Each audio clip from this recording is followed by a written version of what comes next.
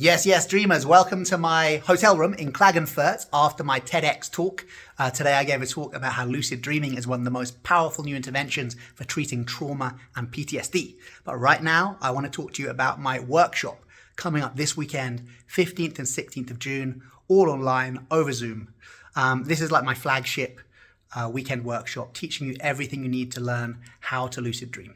So if you're a brand new lucid dreamer, you've never had a lucid dream before, this is the workshop for you, taking you step by step in scientifically validated approaches that allow you to have lucid dreams. Also, if you're a returning lucid dreamer and just want to sharpen the sword, as it were, then this is a great refresher weekend.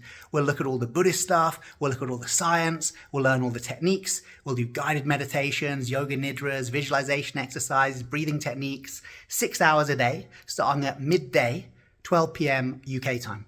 The reason I'm starting a little bit late is so that people in the US don't have to wake up so early to join, but all of the sessions are recorded. So if you can't make it to one of the sessions on Saturday or Sunday, they will be recorded and sent to you within a couple of hours, so you can always catch up before the next day. Or you could just do the whole weekend on catch up if you wanted, if this weekend is not convenient for you.